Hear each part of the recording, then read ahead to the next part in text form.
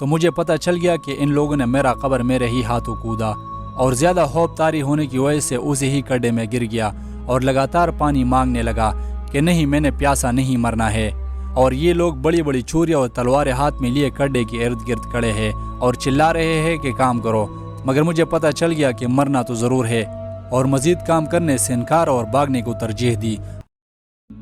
اب میں بشارت موٹا پارسیبان لڑکا اور عورت شوہر سمیت پیسے دیے بغیر ان کی قید میں ہے، اور اگلے چند گھنٹے یا چند دن ہمارے لیے کسی موت سے کم نہیں تھے۔ ہر ایک کے دل اور گلے کے درمیان یہ بات کسی ہڈی کی طرح اٹک گئی تھی کہ یہ لوگ ہمارے ساتھ کس رویے سے پیش آئیں گے۔ اگر ہم نے پیسے دینے سے انکار کیا تو کون سا ظلم ہم پر ڈھایا جائے گا، اور اگر آپ نے اپنے گھر پیسہ منگوانے کے لیے کال کیا تو نہ جانے گھر والوں پر کون سا قیامت ٹوٹ پڑ جائے گا۔ اس ساری باتوں کو دل میں سوچتے ہوئے جب گاڑی پکی روڈ پر چڑھ گئی اور کسی آبادی کے قریب پہنچی تو بشارت نے چلتی گاڑی کے شیشے سے چھلانگ لگا کر بھاگنے میں کامیاب ہو گیا، مگر اس وقت موت نے اس کا ساتھ نہیں دیا اور ایک طویل زندگی افغانستان میں اس کی انتظار کر رہی تھی، جو کہ بعد میں ہمیں پتہ چلا کہ وہ ایرانی پولیس کے ہاتھے چڑھ گیا ہے۔ خیر، بشارت کے واقعے کے بعد تمام گرنائے پر چوکنا ہو گئے اور گاڑی کا سپیڈ مزید بڑھانے لگے۔ اسی دوران ہم کسی چوک پہنچ گئے جو کہ ایک بازار سے ہوتے ہوئے باہر کی طرف نکل رہا تھا، اور عین اسی چوک میں ہمیں پولیس کی گاڑی نظر آئی جو کہ مخالف سمت سے ہماری طرف آ رہی تھی، مگر بدقسمتی سے جب وہ ہمارے قریب پہنچی تو چوک میں الگ سمت کی طرف مڑ گئی اور بڑے سپیڈ سے کسی ایمرجنسی کی طرف جا رہے تھے، اور ہم اسی بازار سے ہوتے ہوئے پکے روڈ سے کچے میں اتر گئے اور کچے سے سفیدوں کی جنگلوں میں، اور اسی جنگلوں میں آدھا گھنٹہ سفر کرتے ہوئے ایک ایسی جگہ پہنچے جہاں آسمان کو چھوتے ہوئے لمبی لمبی سفیدوں کے گھنے جنگل کے بیچوں بیچ ایک کمرہ بنا ہوا تھا، اور ان لوگوں نے ہمیں وہاں اتار کر کمرے کے اندر دھکیل کر باہر سے لاک لگا دی۔ ٹھیک 15-20 منٹ کے بعد یہ لوگ واپس آ گئے اور ہم باقی جو 4 لوگ پیسے دیے بغیر یہاں پر موجود تھے ہمیں مخاطب کر کے کہا کہ 1 گھنٹے میں آپ سب کا پیسہ ہمارے اکاؤنٹ میں ہونا چاہیے، بصورت دیگر آپ کے ساتھ ہر قسم کا ظلم روا رکھنا ہمارا شوق ہوگا۔ اور سب سے پہلے میں، جو کہ دروازے کے ساتھ بیٹھا ہوا تھا، مجھے اشارہ دیا کہ آپ باہر آئے، اور جب میں باہر گیا تو ان گڈنائپر نے ہمارے سارے موبائل میرے سامنے رکھے اور پوچھا کہ اس میں سے آپ کا موبائل کون سا ہے۔ اس وقت میں نے اپنے موبائل کی نشاندہی کی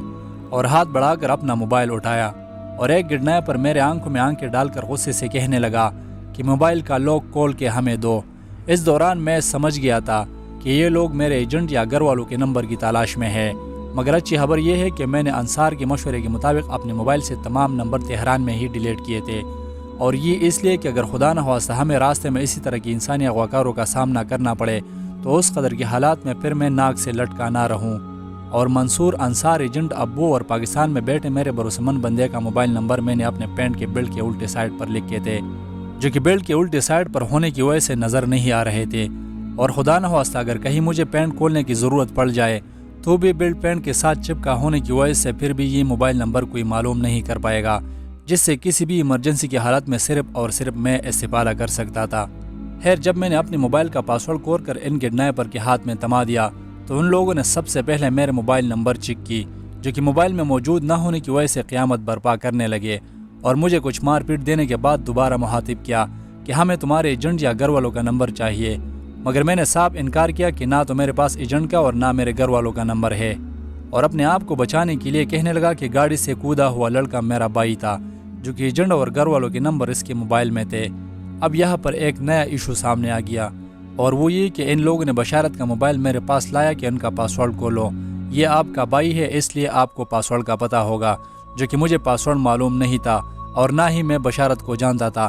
بس اپنے آپ کو بچانے کے لیے یہ پتہ کھیل دیا، جو کہ کسی حد تک کامیاب رہا، مگر پھر بھی مجھے مار پڑی۔ مگر اس دوران یہ لوگ اس موٹے پہلوان پارسیبان افغانی لڑکے سے بھاری رقم وصول کرنے میں کامیاب ہوئے، جس کی وجہ سے سب کا دھیان بڑھ گیا اور سارے کے سارے اس لڑکے کے ارد گرد جمع ہونے لگے، جس کی وجہ سے مجھے تھوڑا راحت محسوس ہونے لگا۔ یہ لوگ مجھ سے میرے ایجنٹ یا گھر والوں کا نمبر اس لیے مانگ رہے تھے کہ مجھے مارتے ہوئے یا میرے گلے پر چھری رکھتے ہوئے ویڈیو بنائیں اور میرے گھر والوں کو بھیج دے اور میرے گھر والوں سے بھاری رقم وصول کرنے میں کامیاب ہو جائے، مگر میں پیچھے اتنے پڈے کر چکا ہوں کہ یہاں مزید نقصان کرنے کی سکت نہیں تھی مجھ میں۔ اب میں زندگی کے اس موڑ پہ کھڑا ہوں کہ جہاں مجھے لگتا ہے کہ میرے ساتھ کچھ بھی ہو جائے مجھے کچھ فرق نہیں پڑے گا، اور کسی کا برا رویہ تکلیف دہ نہیں ہے، کسی کا سامنا کرنے سے مجھے ڈر نہیں لگتا، کسی کے قاتل نظروں کو دیکھنا یا بات کرنا میرے لیے اہم نہیں رہا، توقعات کی دنیا بکھر چکی ہے اور اب جو کچھ بھی ہے سب حالی ہے۔ خیر ہم میں سے ہر ایک سے پیسے وصول ہو چکے ہیں، مگر اس دوران میں اور وہ عورت پیسے دیے بغیر رہ چکے ہیں۔ ان لوگوں نے اس عورت کو اندر کمرے میں رکھا ہوا تھا اور اس سے ایجنٹ کا نمبر حاصل کرتے ہوئے لگاتار اس سے رابطے میں تھے اور مجھ سے موبائل نمبر حاصل کرنے میں کامیاب نہیں ہوئے، مگر ان کا تجربہ تھا کہ کہیں نہ کہیں مجھے گھر والوں کا نمبر یاد ہوگا جو کہ میں نے آسانی سے نہیں بتانے والا،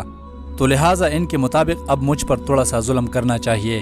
اور باقی سارے لڑکوں کو گاڑی میں بٹھا کر وہاں سے نکال دیا اور مجھے کمرے کے اندر لے گئے اور کڑے کڑے کمرے کے مین پلر کے ساتھ ہاتھ پیچھے باندھتے ہوئے باندھ لیا اور لکڑی کے چھوٹے چھوٹے گوٹ کے لا کر میرے جوتوں کے اندر میرے ٹہنوں کے نیچے رکھ دیے اور لکڑی کا 5 انچ لمبا ٹکڑا لا کر کسی رسی کے ذریعے میرے گردن پر باندھ لیا جس کے دونوں سر نوکیلے تھے۔ اس دوران میری حالت ایسا ہے کہ میرے ٹہنوں کے نیچے لکڑی کے گوٹ کے ہونے کی وجہ سے میں لگاتار اپنے پنجوں پر کڑا ہوں اور میرے گردن میں لکڑی باندھنے کی وجہ سے میرا منہ آسمان کی طرف ہے اور ہاتھ پیچھے باندھتے ہوئے لگاتار آسمان کی طرف دیکھ رہا ہوں، اور اگر تک کے نیچے دیکھنے کی کوشش کروں تو لکڑی کے دونوں سرے نوکیلے ہیں جس کی وجہ سے درد ہونے لگتا ہے۔ اور یہ لوگ یہاں مجھے اس حالت میں باندھتے ہوئے کوٹے کا دروازہ باہر سے لاک کر کے چلے گئے۔ اس دوران شدید درد اور تکلیف کی وجہ سے میں خوب رویا اور چلایا بھی، مگر اس جنگلات میں سننے کے لیے کوئی بھی موجود نہیں تھا، اور آخرکار میرے اندازے کے مطابق 4 یا 5 گھنٹے بعد یہ لوگ نمودار ہوئے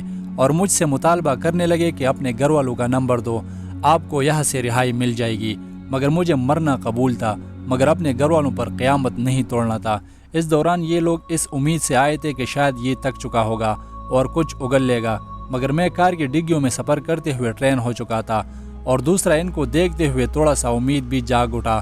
کہ کہیں نہ کہیں تھوڑا بہت انسانیت تو ان میں ضرور ہوگی۔ مگر اس دوران ان کی طرف سے لگاتار کچھ تھپڑ مجھے اپنے منہ پر کھانی پڑی، اور جس کے بعد ایک بندہ آگے بڑھا اور میرے ہاتھ پیر کھول دیے اور وہ سارا ظلم جو کہ میرے پیروں اور گردن میں پڑا تھا اتار دیا اور کمرے سے باہر نکال کر گاڑی میں بٹھا دیا۔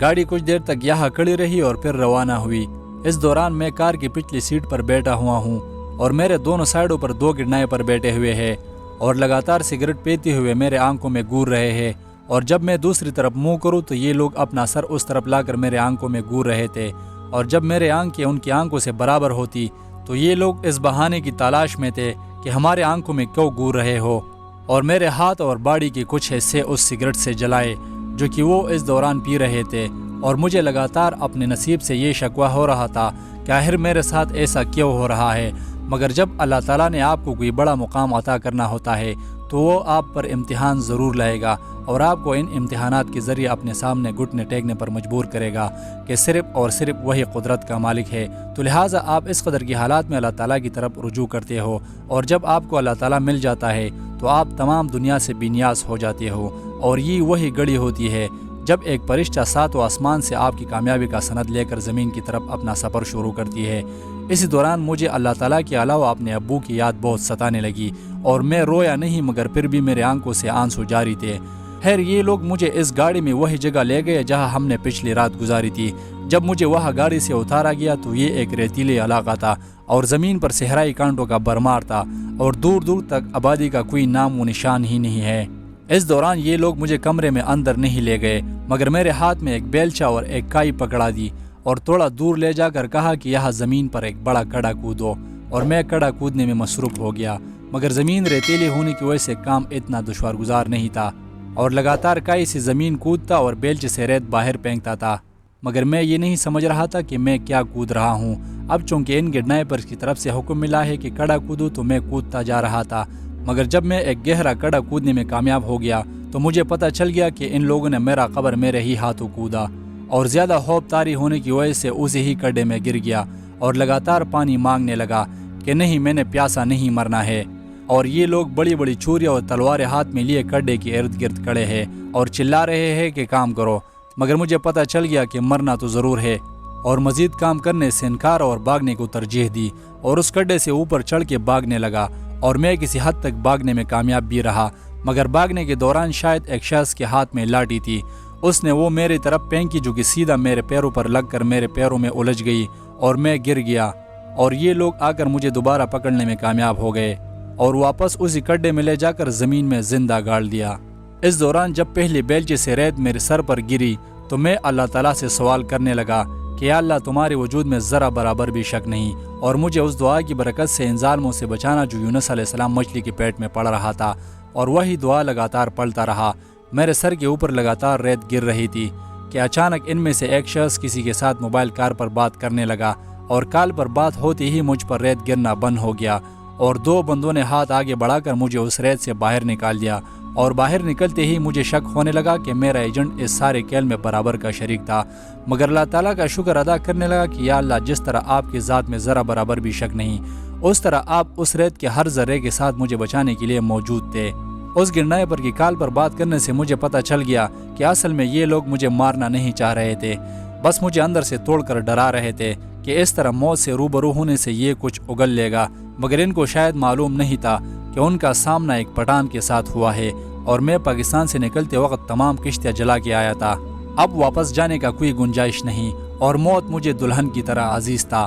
خیر شام کے قریب کا ٹائم تھا، ان لوگوں نے مجھے دوبارہ اس کوٹے میں بند کر دیا اور دروازہ باہر سے لاک کر کے چلے گئے۔ میرا وجود کان اور ناک ریت سے بری ہوئی ہے، اور مجھے حد سے زیادہ فکر لاحق تھا کہ اب مزید یہ لوگ میرے ساتھ کیا کرنا چاہ رہے ہیں، کیونکہ میرے ساتھ جو باقی لوگ تھے ان کا کوئی آتا پتا نہیں، اور میں یہاں اکیلا بیٹھے اپنے اگلے حشر کے انتظار میں تھا، اور رات دیر تک اسی انتظار میں تھا، مگر مجھ پر اونگ طاری ہوئی اور نیند کے غلبے کی وجہ سے سو گیا تھا، مگر میں تب جاگا جب یہ لوگ صبح آ کر مجھے جگانے لگے، اور جگانے کے بعد ایک دفعہ پھر گاڑی میں بٹھا کر اسی سفیدوں کی جنگل میں لے گئے، جہاں پر میرے سارے دوست اس عورت سمیت اسی کوٹے میں بیٹھے ہوئے تھے، مگر پوچھنے پر پتہ چلا کہ عورت نے ابھی تک ان لوگوں کو پیمنٹ نہیں کی ہے، اور وجہ یہ کہ اس عورت سے بہت زیادہ پیسوں کی ڈیمانڈ کی جا چکی ہے، جو کہ عین وقت پر اس کے پاس موجود نہیں، کیونکہ عورت کے ساتھ شوہر اور 2 بچے بھی موقع پر موجود ہیں، اور ہر ایک کی رہائی کا الگ الگ ڈیمانڈ کیا جا چکا ہے۔ خیر ان لوگوں نے ہمیں یہاں 1 گھنٹے کے لیے رکھا اور پھر گاڑی میں چڑھا کر وہاں سے نکال دیا،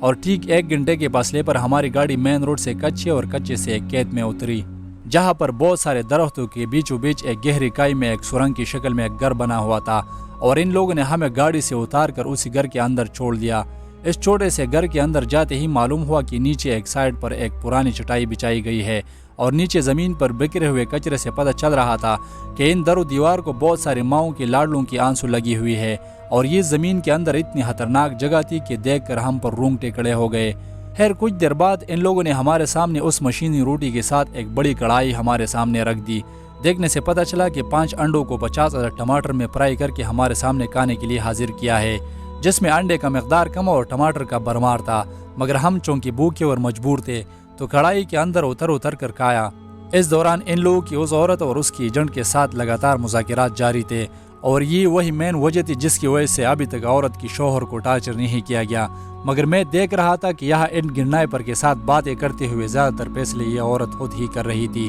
اور شوہر صاحب ایک طرف ہمیشہ خاموش بیٹھے ہوئے ملتا تھا، مگر یہ لوگ پیسوں کا ڈیمانڈ زیادہ اور عورت کے ساتھ اتنے پیسے نہ ہونے کی وجہ سے مذاکرات بہت دیر تک جاری تھے، اور شام کے وقت بغیر کسی نتیجے پر ختم ہوئے۔ خیر شام کا اندھیرا چھا گیا، اور ہمیں پتہ اس سے لگا کہ اس گھر میں آکسیجن کی روانی کو برقرار رکھنے کے لیے ایک عدد روشندان موجود ہے، جس کی لکڑی کو دیمک نے کھایا ہوا ہے اور بہت پرانا نظر آ رہا تھا، اور ایسا معلوم ہو رہا تھا کہ ایک زوردار گوسہ مارنے یا تھوڑا سا زور لگانے سے یہ ٹوٹ کے ہٹ جائے گا، مگر ہم اس وقت زمین کے اندر اور یہ روشندان زمین کے سطح کے برابر ہے، مگر ہم گھر کے اندر کھڑے ہوئے روشندان کی اونچائی بہت زیادہ ہے، اور ایسا معلوم ہو رہا تھا کہ اگر ایک بندہ دوسرے کو کاندھے پر اٹھائے تو ہم یہاں سے نکلنے میں کامیاب ہو جائیں گے۔ اور جب یہ گرنائے پر لوگ یہاں سے باہر نکل کے دروازہ باہر سے لاک کر دیا تو ہم سب نے مشورہ کر کے اس بات پر متفق ہو گئے کہ دیر رات ہم سب اس روشندان سے بھاگنے کی کوشش کریں گے، اور شاید رات کے 2 یا 3 بجے اس موٹے پارسیبان لڑکے نے دوسرے افغانی لڑکے کو کاندھے پر اٹھایا اور اس روشندان کو ہٹانے میں کامیاب ہو گیا، جو کہ دیمک لگنے کی وجہ سے بالکل فری پڑا ہوا تھا، اور یوں ہم نے سب سے پہلے عورت کو شوہر اور بچوں کے سمیت نکال دیا، اور پھر باری باری ایک ایک کو نکالنا شروع کیا۔ اس دوران میں 8ویں نمبر پر نکل گیا، اور مجھے اس افغانی لڑکے نے کاندھے پر اٹھایا اور خود اندر اکیلا رہ گیا، مگر میں نے حاضر دماغی کا مظاہرہ کر کے اس عورت سے دوپٹہ لے لیا، اور ایک سرے سے ہم 2 لڑکوں نے پکڑ کر اندر اس لڑکے کو پھینک دیا، اور اس طرح ہم نے اس افغانی لڑکے کو باہر نکالنے میں کامیاب ہو گئے، اور اس درختوں کے بیچ میں سے ہوتے ہوئے آہستہ آہستہ باہر ایک بڑے کھیت تک نکلنے ہی والے تھے کہ ہمارا سامنا اچانک ایک کتے کے ساتھ ہوا، جو کہ بڑا ہونہار ہماری طرف بھاگ کر تھوڑا سا دور کھڑا زور زور سے بھونکنے لگا، جس کی وجہ سے ہمارے ساتھ موجود 2 بچے ڈر کے رونے اور چلانے لگے، اور اسی طرح ایک دفعہ پھر یہ گرنے پر لوگ کہیں سے نکل کر ہمارے اوپر ٹوٹ پڑے اور دوبارہ پکڑ کر اسی گھر کے اندر ڈال دیا اور اس روشندان کے سامنے کوئی چیز رکھ کر ہمیں دھمکی دینے لگے کہ آپ لوگوں کا حشر آپ کو کل معلوم ہو جائے گا، اور ایک دفعہ پھر دروازہ لاک کر کے چلے گئے۔ السلام علیکم۔ گمنام راستوں سے تمام آڈینس کو میں تہ دل سے خوش آمدید کہتا ہوں۔ یہ ایپیسوڈ 3 ہے اور انشاءاللہ العزیز میں کوشش کر رہا ہوں کہ ایپیسوڈ 4 جلد از جلد اپلوڈ کیا جائے،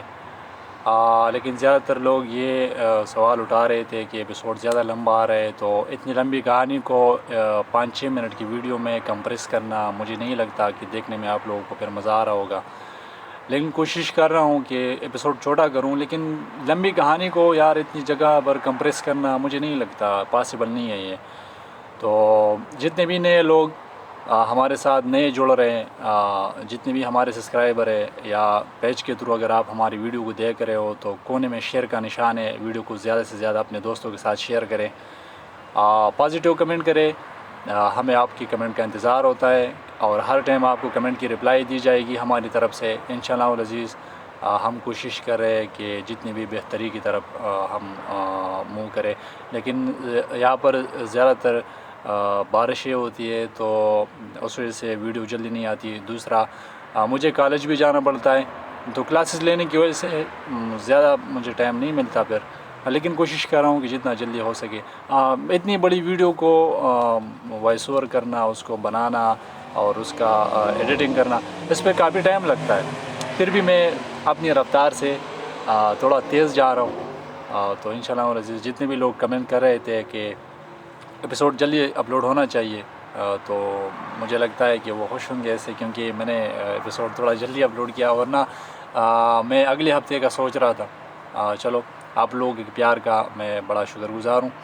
ویڈیو کو لائک کریں اور بہت شکریہ۔ اللہ حافظ۔